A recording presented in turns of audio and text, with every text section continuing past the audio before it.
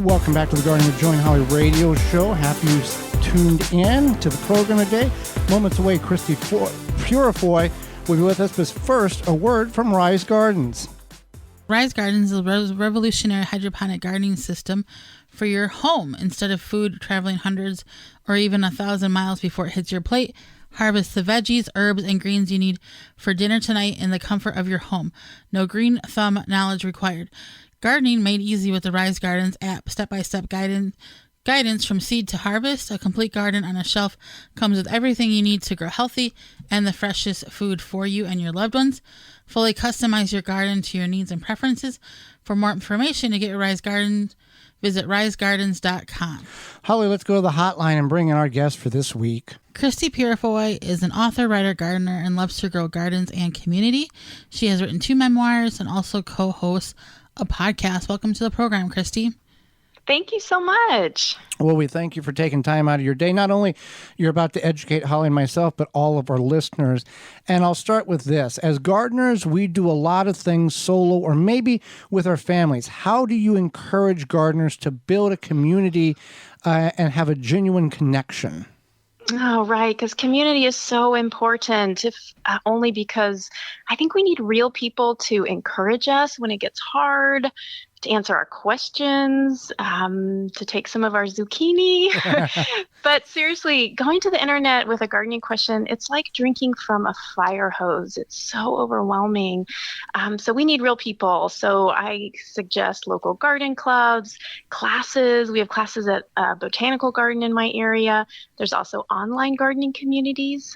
Actually, I host my own membership community online. It's called the Black Barn Garden Club.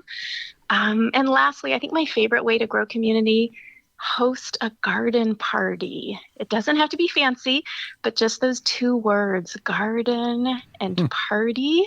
Don't they sound magical? Drink responsibly. That's right. Fantastic. So you do co-host a podcast called Out of the Ordinary. Can you tell us more about it?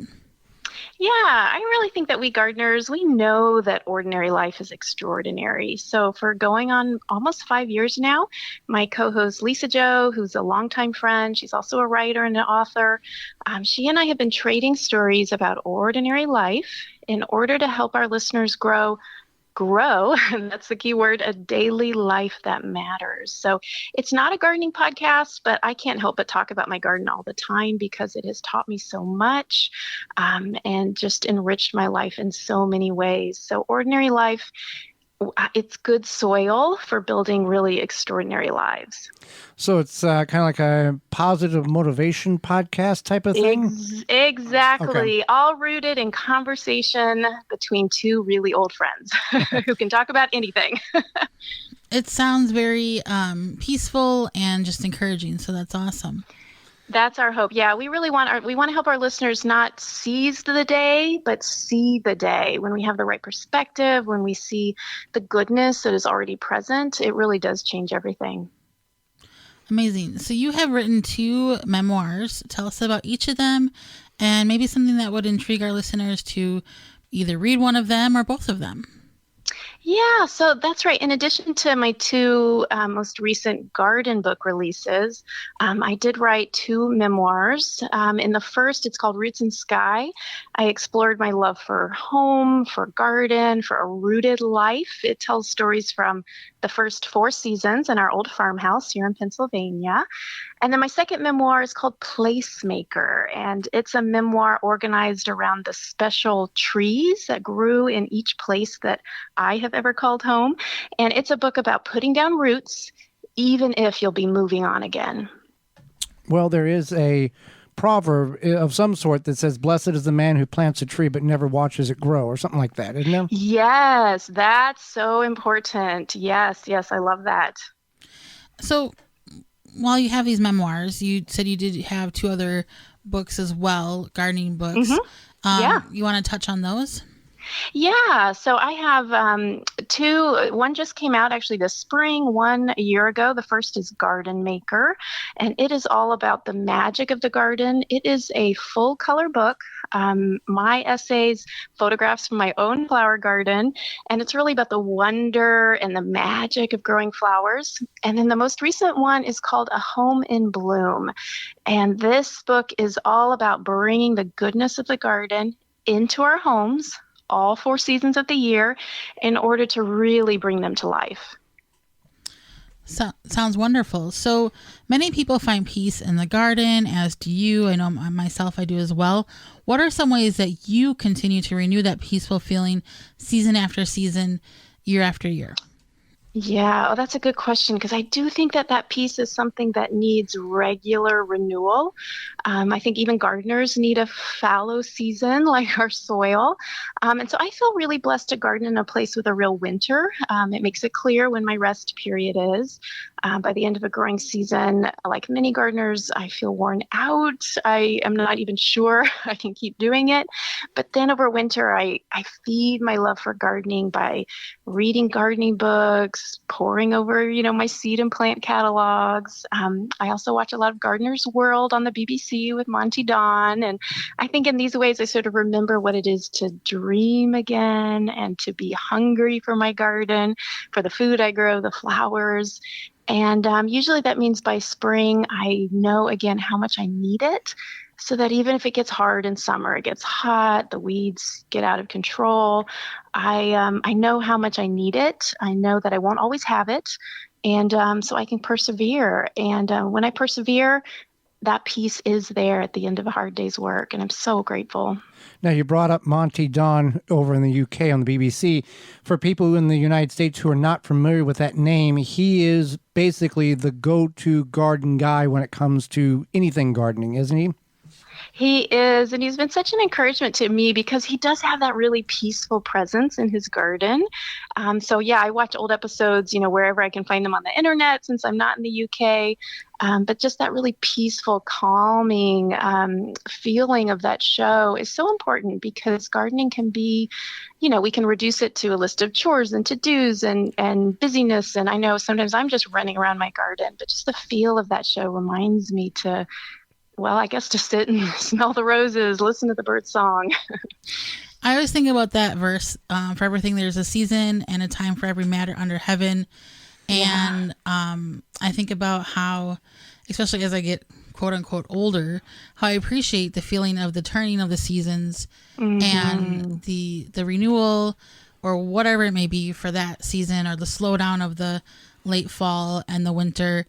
And really just appreciating that I have the opportunity to feel those 4 distinct seasons, even though sometimes like spring kind of blends into summer, etc. But I get where you're coming from when you're looking forward to the slowing down. Oh, yeah. Yeah. I gardeners, we tend to stay home. We can't always travel because our gardens need us, but just staying in one place and observing the movement of the seasons, it's like the world is traveling around me, even if I am staying in one place. So I think that's another reason, just the change and the constant shifting. There's always something new. Well, with what is a major garden mistake that you have learned from that you know that you're never going to do again, or that you see other people do that you cringe at, going, they shouldn't be doing that? Yeah. Well, I'll name 2. Other people, the thing that drives me nuts because I care about trees so much are those mulch volcanoes where the mulch is piled around the tree. But for me, I have made many mistakes. Now, they're the best way to learn, really. But a big one for me was weaving the canes of my first New Dawn climbing rose in and out of its supporting lattice, because I had no idea how those thin, pliable rose canes, how they would grow into really thick wood, so that a few years in, I couldn't prune that rose without also tearing apart the arbor it was growing on. It was a terrible mistake, and the rose was so beautiful, but I have learned, and now when I plant my climbing roses, I tie them in, I leave them kind of on one side so that I always have the option to, lift them up to do the pruning instead of weaving them in as if they were honeysuckle or something.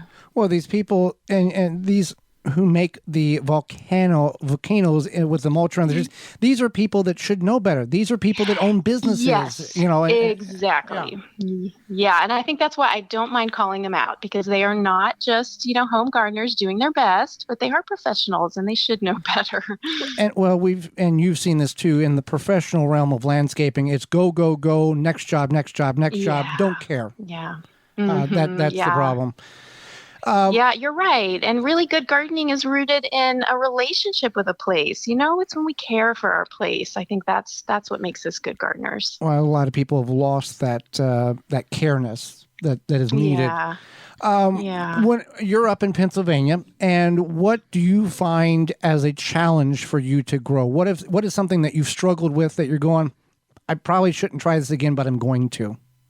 Oh, I know right away. So I've mentioned roses here a few times. Well, I love roses.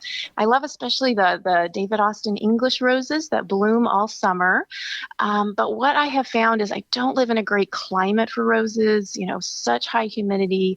Our winter, spring temperatures are really all over the place. Very cold. The temperature swing is quite extreme, and that puts so much stress on these roses. And then the roses are trying to bloom all summer.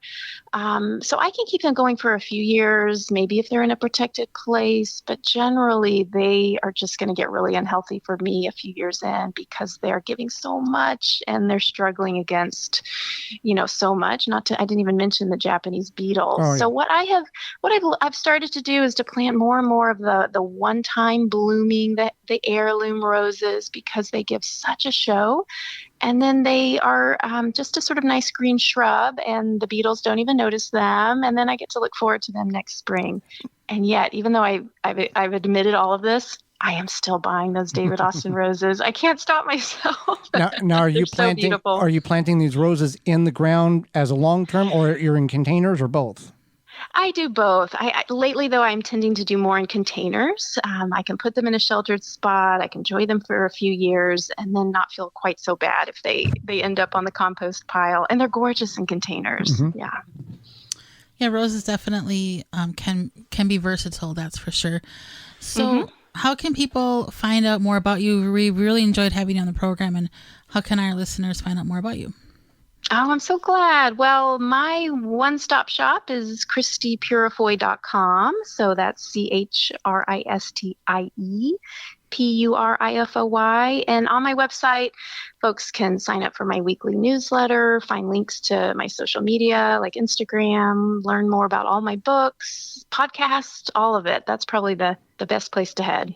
Well, Christie, we thank you very much for the time you've offered us and the education you provided Holly and myself and all of our listeners. We thank you for that. Oh, you're so welcome. It's been a real privilege. Thank you. Thank you. For more information, please visit thewisconsinvegetablegardener.com.